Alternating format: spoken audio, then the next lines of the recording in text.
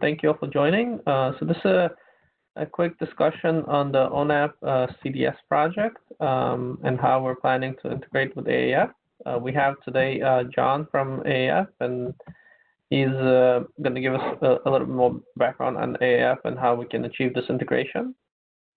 So John, today we have we have the CDS UI. It's basically within ONAP we have a controller design studio. That's what CDS stands for, and we want to integrate with the AAF to provide authentication or authorization user role type management. Okay, similar to what the SDC is doing and probably VID is doing.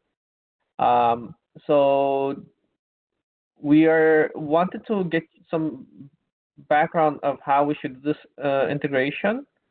Can you maybe share like what are the different types of user role libraries that we have for doing this type of integration? I believe there's like a sidecar implementation and maybe another possible implementation, and I wanted to understand exactly which library we should use for based on your recommendation for doing this type of integration.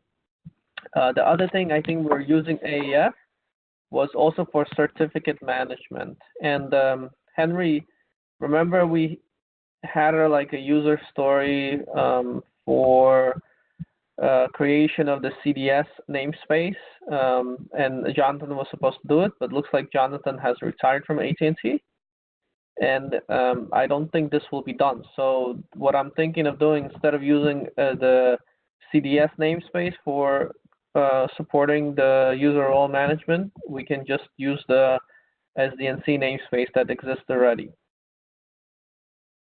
Yeah, that's fine. Yeah. Okay. So John, so let me first ask you: do you have any questions? So just to make sure we're synced up. Initially, we had something that was supposed to create the namespace in ONAP for our project, but since Johnson retired, I'm not expecting this to be done. So I'm thinking instead of spending effort on that, we'll just reuse the SDNC namespace. That's point number one. Do you see any issues in this? Well, I'll just let you know that creating a namespace is a tier 1 support effort. So if you needed a new namespace, we don't need someone with the expertise that Jonathan had to do it. You just make a request to our tier 1 team in AT&T. Now, my question is, you mentioned ONAP a lot, though, and so you represent an internal group within AT&T. Is that correct? No, I represent both internal and external. So okay. We're working. Henry's from Ericsson, Abdul is from Orange, I'm from AT&T, and we're working on what this topic is about about open source, ONAP itself. It's not about the internal project, because the tier 1 support is for internal, and that's something we can do internally. That's not a problem.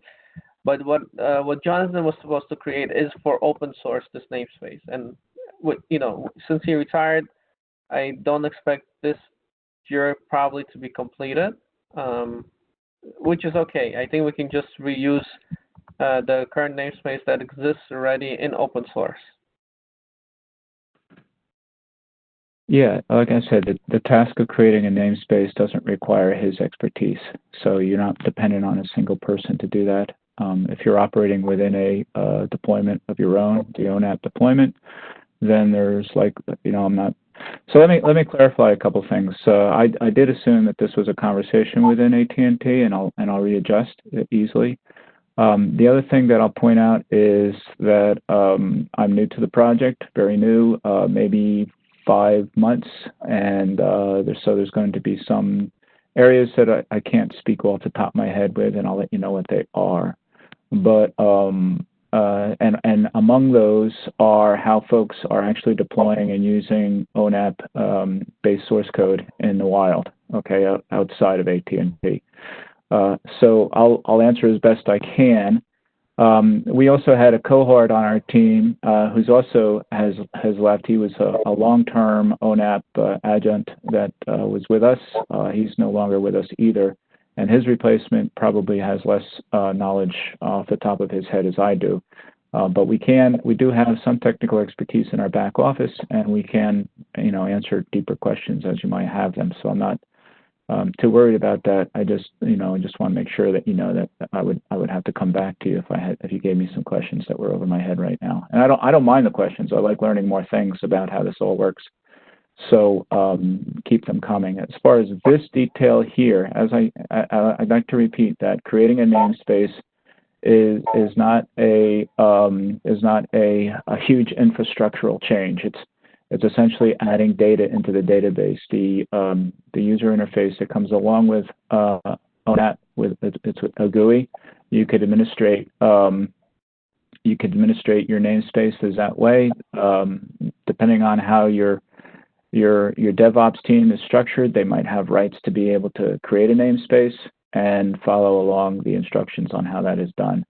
I guess I'll have to dig out the actual steps that Jonathan had followed to create a namespace on your behalf if that's necessary, but I can see that as needful. Whether or not you use one namespace or another namespace, that's really just a matter of naming, and it's a matter of flavor. It's not really a matter of functionality. So you have a namespace that's already been introduced into the system, org.onap.sdnc. Not a problem. You can build applications off of that namespace. Right. AAF is completely agnostic to the namespaces you choose to use. These namespaces are opaque data, as we call them, to AAF. It doesn't have any special meaning to the namespace at all, and you would be free to. I think you have some convention. We have some convention here, like org.onap or org.com. The first two components of the namespace are constrained by a convention that you might want to have in an installation of AAF, but AAF itself isn't any otherwise tied to the namespace that you create here at all. Okay, so let's assume we'll reuse the SDNC namespace. Now, since we're gonna now that we have this namespace, now we want to do an integration for supporting role-based access control. Can you speak of the libraries, the different type of implementation AAF supports, and the libraries it supports for doing that type of integration? AAF is a REST-based API. It's a data source. It acts like a database, a data model REST application, almost like a CRUD application. And so you would interact with AAF using REST API calls. In a Java runtime environment, we provide a Java library called Caddy, and I know that does not exist in the JavaScript environment. The Caddy library does a lot of the plumbing on your behalf, which under a Node.js environment you'll have to implement. Among those are caching, results, locating, finding the duplicate replicated server that is currently available to you by whatever constraints you might have on the search. Also, what Caddy provides is some level of authentication that incoming requests are subject to. So you would provide that as well in your Node.js application. And if you've written Node.js servers, then you do know that requests are authenticated perhaps by the basic auth, the basic auth, or perhaps by a web token of some kind. And so you would be on hook to develop that kind of integration to your authentication mechanism. I also had some exposure to Node.js development, and I remember expect.js. Are you using expect? No matter, I know that when you specify an endpoint and expect, you can identify the permissions or the roles that a user is supposed to have to be allowed to invoke that API, and any integration necessary to do a lookup on that role that's specified would also have to be implemented by you, given that you're in the JavaScript environment. This is something that Caddy provides. In the Java environment, you might know there's like a servlet filter option, and Caddy provides a servlet filter, and I think pretty much Expect does the same sort of implementation, that as a request comes in, the user is authenticated. You look up in a database perhaps what that user has access to, what their roles and permissions are. And then the targeted method of the REST call is actually invoked, and the logic in that call checks the user's roles and permissions before it goes ahead and gives access to the resources of that call, right? That's what a lot of data access applications are written that way. So there's some code that you have to write to use the REST API. One of the main concerns that we have on our side is that you have a good caching solution on your side, because you can see that there's a high frequency of requests that would come in per user, and you don't want to drive a lookup to AAF every time that user sends a request into your server. So it's good to have a cache, and we run a cache in Caddy on the client side that has a time to live of about 10 minutes, and that seems reasonable and rational. So at minimum, in your Node.js, you'd have to have a caching system with a result cache from AAF that stores the results for up to 10 minutes and refreshes it after 10 minutes. So there is an ONAT webpage that outlines the API that AAF offers, and I'm sorry I don't know it off the top of my head. You would use that as a way for your application would use that API in order to get the roles and the permissions that it wants to check that the user has. There are multiple. Let me talk a little bit about roles and permissions a little bit. AAF, there's a role-based access control paradigm that AAF supports. We also have another paradigm that's implemented as well, which is a permission-based paradigm. And a permission is defined as something where you identify what's being protected and what operations the user has on those. And those permissions are associated more to the user than they are to the role. And both of these paradigms are supportable by AAF, but they are different. When you onboard into AAF, you're free to define your roles and your permissions. We don't have, and again, these names are opaque to AAF. We don't have any constraints on what roles and permissions you define, and we don't really have any aids to guide you into doing the right thing for your application as well. If you have an admin role, we give you an admin role, but that's more for administrating the AAF data. We give you an owner role, and that's for administrating AAF as well. But if your application has an admin role, then you would create a role in AAF using the AAF GUI. And you would also create users in AAF with the AAF GUI. And these are all, it's a self-serve GUI, so you can provide these things. And then you would also use the AAF GUI to assign users into roles. Now, when those roles are now defined in the database in AAF, when your application drives the AAF API, it pulls down the roles that a given user has access is a member of, and then your application can look through that list on its side before granting resource access to that user.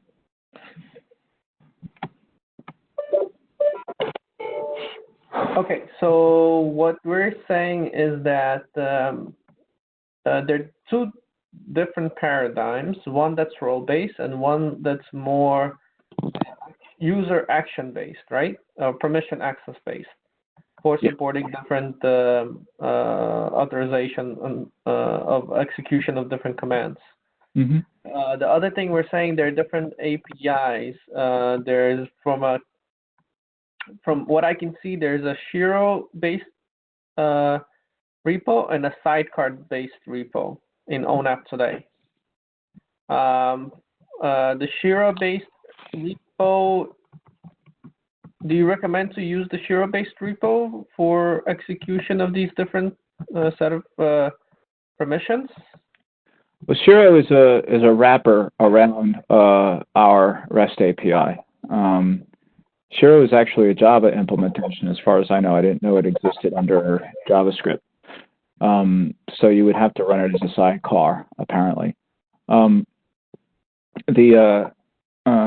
Shiro is an Apache wrapper library around doing lookups for authorizations. What the authorization is, what can the user see?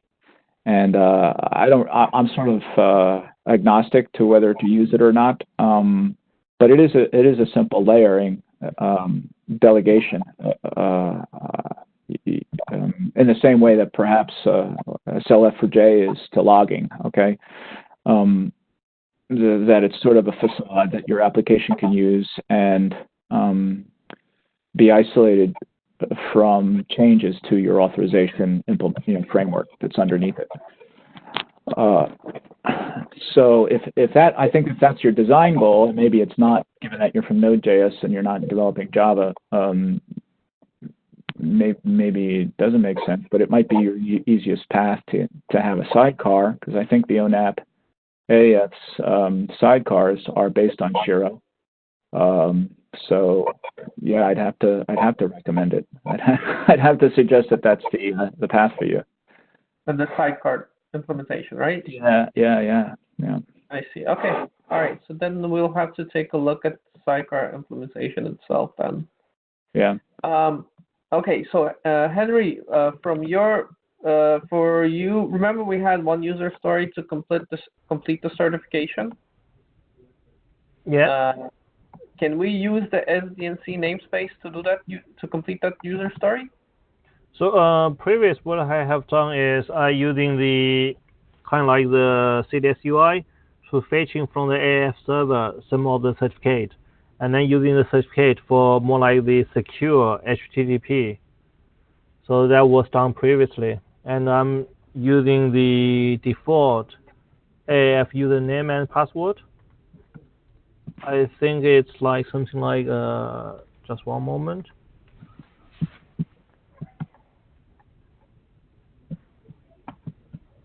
Yeah, I think I was using SDNC previously.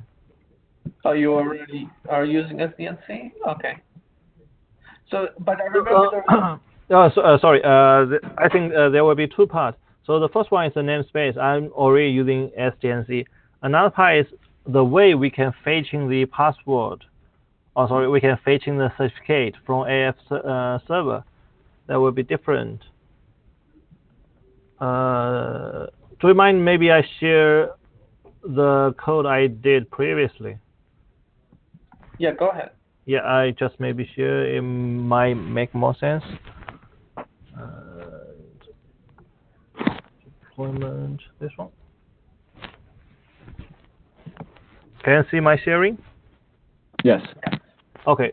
So previous what I have done is for the CDS UI and AF integration is, so basically that's a Node.js code. That's an index JS file. So here I will try to getting the P12 and the password file, and then I will using this one to secure the HTTP connections. So that was on the CDS UI side. So for fetching the AF certificate from the server, I need to make some change in the deployment side. So in the deployment YAML file, So that's a code change. So basically, it's more like it will have an init container for the CDS UI deployment. In the init container, it will try to fetching from CDS UI using this agent share script. I think it's using Candy, that kind of concept. So it will using the agent share script, and then it will try to show password. It just run this command agent show pass, and from the pass I will try to get the Candy key store password P12. So this password will be used for the secure HTTP connections. So here there are few information about the namespace, all those kind of stuff. So for the namespace, like FQDN, some kind of like container namespace or something. I think I'm already using SDNC. Sorry, FQI I'm using SDNC, and FQDN I'm using SDNC as well. So the only part here is the deploy FQI. So it's using deployer people or something. So this part, previously, it was hard-coded to this. I don't know whether that's okay or not. So basically, for the CDS UI, it will have a deployment. It will have an init container. And the init container, it will using the agent share script to fetching from the AAF some of the password. So basically, I need to using the user which has the permission to show pass. I think that's a user. And then from the Go ahead. Yeah. So I think that's the user and password which has the permission to show pass. And then from there, from the password, I will try to get the Candy key store password P12, and this one will be used by the CDS UI index.js. It will be used here.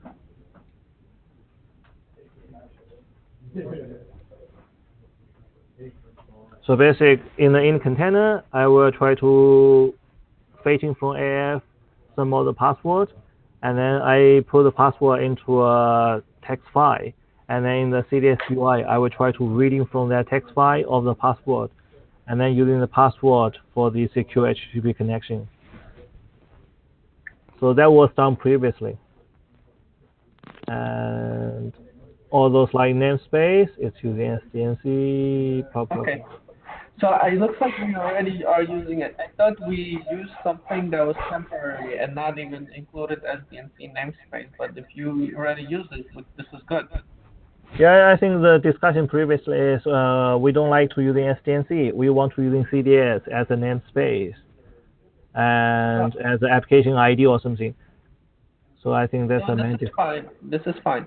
Yeah. So Henry, if we wanted now to extend this implementation to do the authentication as well for role-based management for the UI, we have to call other set of APIs in AAF, right? Yeah, I think so. From the discussion, we need to call the REST API to fetching the users and do the user check, that kind of stuff. And then I think we need the ability to catch the user information. Yeah. Yes, we need to cache, because I think what John said is that caching is 10 minutes is done on AAF side, so at minimum we should do 10 minutes on our side as well. Yeah, and there's some code about the user authentication in Java, and for our case, that's a Node.js, so we need to using sidecar, or I don't know how that can be done. Yeah, if you're using a sidecar, I anticipate, and I don't have concrete knowledge on this, but I anticipate the questions of caching is implemented in the Shiro plugin that's being implemented for you. Okay. So if you're going into Shiro and you have that open source code there, and it's using Caddy, which I think it is, then it already has the caching built in that protects AAF at least. Your sidecar might be busy, right? Because your Node.js app will be calling the sidecar frequently, if you don't have a cache within your Node.js app. But that's okay from AAF's concern, because we just don't want to be overwhelmed with extra requests. That's all. Okay, yeah. So I think if I need to do this user authentication and authorization, I need to read more about those parts. Yeah. So yeah, the code I just showed here, that's what I have done for the secure HTTP connection part. So basically, I'm using AF agent to fetching the password, and then using the password for the CDS UI secure connection. So Henry, can we maybe sync up tomorrow? I want to, we can take a look probably at SDC implementation of this for bit and do something very similar. Yeah, I think that was done in most of the other applications. They just have a secure HTTP connection in place. And I'm not quite sure about the user authentication. I know few people, they are working on the user authentication, but it was postponed and delayed due to maybe Jonathan is retired, that kind of stuff. So I know that SDC has like a role of designer. And for that designer role, they're allowed to do certain set of actions. Okay, yeah. So if we can take a look at, I think there is already, that implementation is already there for SDC and VID for sure. Okay. It's a matter of just looking it up. Yeah, sure, yeah. Let's sync up tomorrow. And John, if you have any reference, we can take a look at where you mentioned about AAF APIs. That will on the wiki you mentioned. There is an ONAP.